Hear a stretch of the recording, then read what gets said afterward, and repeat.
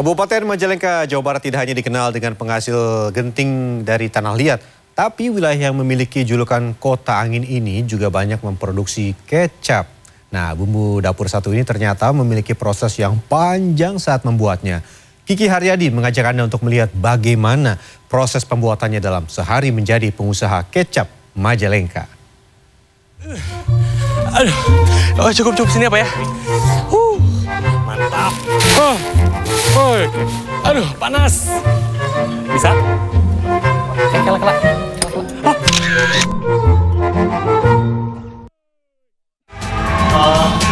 Siapa yang tidak kenal bumbu dapur satu ini? Berwarna hitam, memiliki tekstur kental, beraroma khas dan memiliki rasa manis. Ya, ini dia kecap. Bumbu satu ini pasti Anda miliki di dapur, bukan? Nah, di Jawa Barat ada satu daerah yang banyak memproduksi kecap, Majalengka. Dari sekian banyak pabrik kecap yang ada di Majalengka, saya sudah ada di salah satu yang mungkin legendaris juga, sudah ada sejak tahun 1958. Tidak lengkap rasanya kalau tidak melihat langsung proses pembuatannya. Saya ajak Anda untuk melihat proses panjang pembuatan kecap dalam sehari menjadi pengusaha kecap Majalengka. Lokasi pabrik kecap satu ini berada di Jalan Raya Tonjong. Pabrik kecap segitiga yang sudah ada sejak 1958 dan kini dikelola generasi ketiga. Sudah menjadi kebiasaan, setiap pagi seluruh karyawan pabrik berkumpul untuk melakukan pengarahan pagi, sekaligus berdoa sebelum melakukan pekerjaan. Tidak mau ketinggalan, saya juga ikut dalam kegiatan rutin ini. Selesai berdoa, langsung bekerja. Sama seperti membuat tahu, bahan utama membuat kecap adalah kacang kedelai. Tapi kacang yang digunakan jenisnya berbeda, berwarna hitam yang biasanya dikirim dari Brebes, Jawa Tengah. Untuk membuat kecap, kacang kedelai dicuci lalu dimasak dalam air mendidih. Durasinya cukup panjang, sekitar 5 jam perebusan. Kacang kedelai hitam yang sudah direbus selanjutnya akan dijemur di bawah terik matahari langsung. Yuk kita angkat-angkat. Lebih dari 5 gunungan kacang kedelai sudah siap diangkut. Wah, banyak banget ya.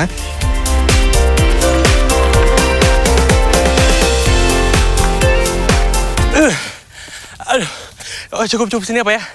Aduh, pagi-pagi saya udah dikerjain Pak Dandi ini untuk olahraga.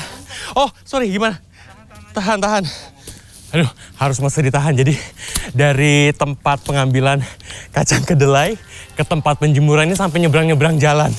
Lumayan, nafas saya aja belum oke. Aduh, saya lanjut dulu ya. Belum bisa banyak berbicara. Tampir. Media untuk menjemur kacang kedelai disebut tampir. Saya bantu beberapa pegawai untuk menyiapkan lebih dari 100 tampir.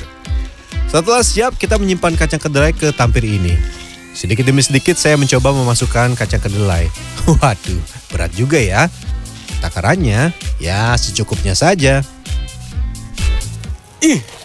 Waduh, ini kalau misalkan tadi ngelihat akang-akangnya di belakang ini cukup satu kali begini tuh udah sesuai takarannya. Tapi kalau saya bisa beberapa kali ini untuk kayak gini. Aduh, namanya juga pemula, boleh ya salah-salah sedikit. Saya lanjut dulu karena masih banyak pekerjaan yang harus saya selesaikan. Setelah masuk ke dalam tampir, kita juga harus memastikan semua bisa tersebar merata. Tidak menggunakan alat khusus, tapi hanya menggunakan tangan. Wah, tenang ya, tangan saya sudah bersih, jadi aman. Proses penjemuran berlangsung selama 3 hingga 5 jam, tergantung pada kondisi cuaca. Waduh, ini namanya kacang kedelai yang sudah difermentasi. Jadi tadi dari proses penjemuran kemudian disimpan ke tempat ini, didiamkan selama 5 hari sampai seminggu informasi. Jadi bentuknya berubah seperti ini. Proses fermentasi dan selanjutnya ini akan dibawa keluar lagi untuk nanti dimasukkan ke proses selanjutnya. Aromanya rada lumayan, jadi saya sedikit batuk-batuk tadi, maaf ya. Begini ya Kang ya bawanya ya. Oke, kalau yang lain 2, saya 1 dulu karena pemula. Kacang kedelai yang sudah memasuki tahap fermentasi pertama disebut oncom yang dipenuhi jamur fermentasi. Oncom selanjutnya akan kembali dijemur di bawah terik matahari langsung. Oncom lalu diletakkan di atas tikar yang disebut giribik dan dijemur selama kurang lebih 5 jam. Oncom yang menggumpal harus diratakan menggunakan alat khusus. Proses berikutnya adalah mengayak. Tekniknya memang cukup sederhana. Pertama, kita siapkan tampir, lalu masukkan oncom, dan mulai mengayak. Nah, pada tahap ini, hal yang paling diandalkan adalah tenaga. Harus strong.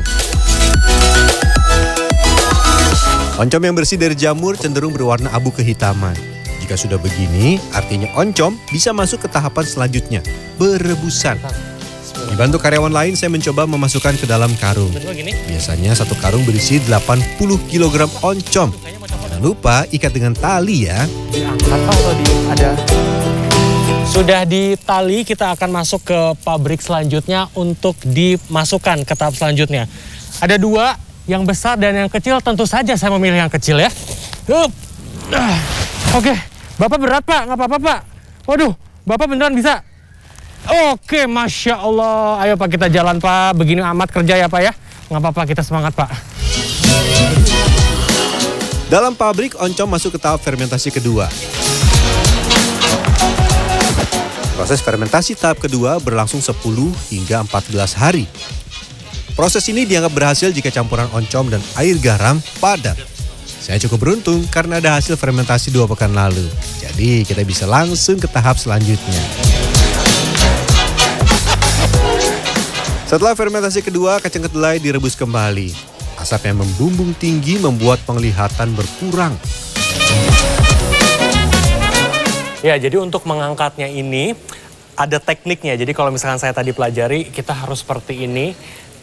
Kaki-kaki kuda-kuda harus siap, kemudian juga sekuat tenaga kita baru ambil si kedelainya.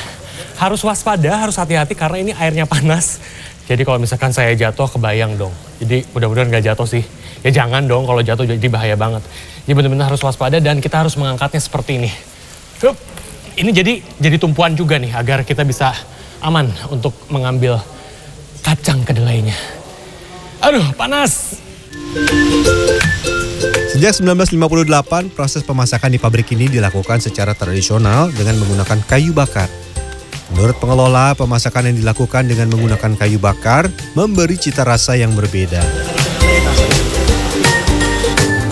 Setelah 2 jam, sari kacang kedelai siap diangkat dan dipisahkan menggunakan ember, lalu disimpan. Nah, sari kacang kedelai yang sudah direbus ini akan disimpan dalam alat khusus seperti ini selama kurang lebih 1 hari. Sampai dipastikan benar-benar airnya dingin, baru nanti ke proses selanjutnya untuk diberi gula merah agar ada rasa manis-manisnya. Harus hati-hati membawanya karena memang panas sekali dan tadi juga di awal saya tidak diperkenankan untuk mengambil langsung, tapi saya hanya membantu untuk membawanya ke tempat sini karena panas banget. Jadi daripada berbahaya untuk saya dan juga karyawan lain, jadi saya ikuti SOP yang ada. Saya kerja dulu ya.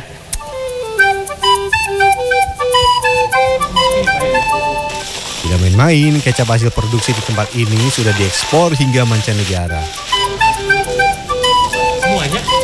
Kita ke pasar, kita lokal, sekitar Majalengka, ke Subang. Sekarang udah mulai ke Bekasi, Tangerang, ke Bandung. Kita udah mulai merambah ke sana. Dan alhamdulillah sudah kita ekspor ke Jeddah. Setelah dicampur gula aren dan sejumlah resep rahasia perusahaan, inilah kecap Majalengka. Eits, tapi sebelum masuk ke dalam botol kemasan, kecap akan masuk proses penyaringan dan pendinginan selama 5 hari. Perkembangan kecap di Nusantara termasuk di Majalengka sudah ada sejak tahun 1800-an. Fermentasi yang tadinya membuat kecap asin, kemudian mulai ditambahkan dengan gula merah ya, gula merah dan berbagai bumbu ya, biasanya pakai serai dan juga salam itu masuk di situ.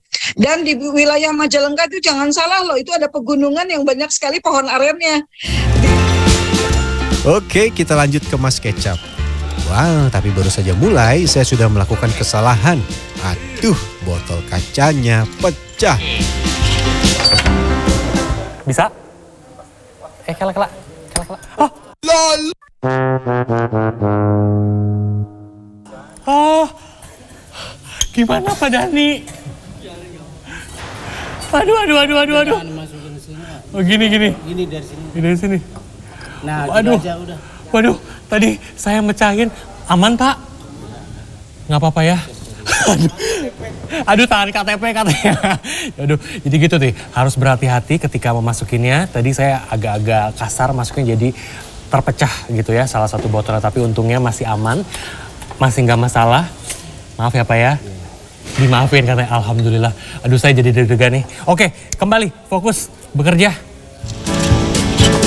Proses memasukkan kecap ke dalam botol sebenarnya cukup mudah. Pertama, kita ambil botol, lalu simpan di tempat khusus ini. Dan putar keran kecapnya. Secara otomatis kecap akan keluar dan langsung masuk ke dalam botol kaca. Jangan salah ya, hanya 300 ml, jangan lebih. Botol yang sudah diisi kecap berikutnya akan ditutup dan diberi label merek dagang. Tidak lupa beri perekat pada bagian tutup botol. Setelah dipastikan semua kecap diberi perekat, simpan ke dalam gudang. Sebelum nantinya akan dikirim ke sejumlah tempat. Disinilah tahap QC atau quality control dilakukan.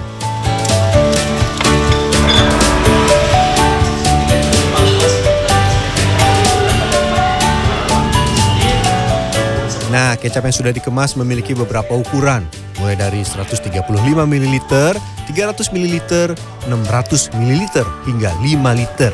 Yang dijual mulai dari Rp6.000. Nah, kalau Anda penasaran dengan omset, ayo coba hitung sendiri. Dalam sebulan, pabrik ini mampu memproduksi 30.000 liter.